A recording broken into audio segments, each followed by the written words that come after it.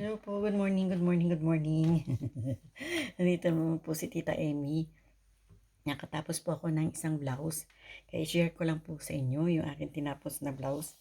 Ayan, para po naman matanaw ninyo po kung anong aking natapos na blouse. Ayan po, natapos ko na po ito na padahan-dahan lang po. Medyo natagalan po ako ng paggawa ng blouse ngayon kasi nawalan po ako ng sinulid. Ayan, tapos, ayun, gawa po si Tita Amy ng iba pa. Ayan, paikot-ikot lang po yung aking paggawa. Ayan, ito po yung aking tinapos na blouse. Ayan po. Ayan po siya. Ayan. Nilagyan ko rin po ng ribbon dito para ay nang parang raffle dito para po pagkasuot mo siya kahit wala po tayong t-shirt sa ilalim kahit po yung bra lang na pang jogging po pwede po yan. Hindi naman po matatanong kasi meron po ditong parang ribbon. Ayan. Tapos yung isa kong blouse na tinapos noon may bulaklak po dito. Ito naman po ay sa baba ko inilagay yung bulaklak. Ayan po yung nilagay kong bulaklak. Sa baba naman po ako naglagay ngayon ng bulaklak. Sukat ko po siya para makita po ninyo yung ating paggawa ng blouse. Ayan po. Ayan.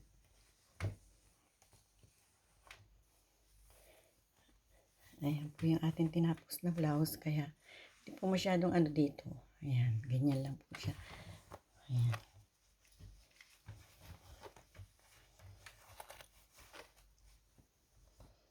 Ayan po. Ayan. Tinapos natin blouse. Ayan po siya. Ayan. Ayan po.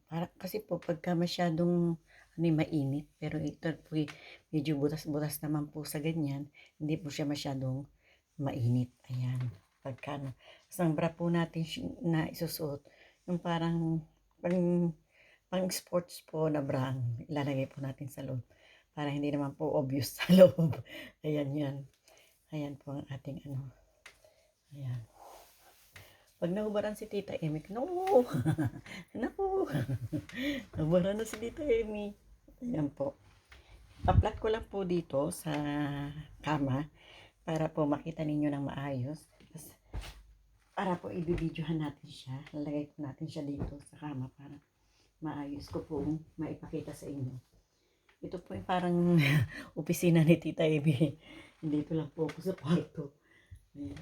Kasi doon po sa sala namin, medyo malaki nga po, pero andun po yung dalawa kong apo, plus si Kuya Ador, nandun din po.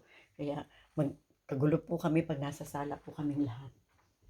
Kaya naisipan ko, sabi ko hindi na ako sasama sa inyo dyan sa sala, dito na lang ako sa kwarto, ito na lang ang gagawin kong lahat.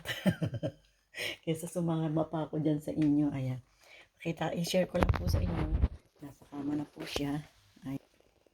Ayan po siya. Ayan.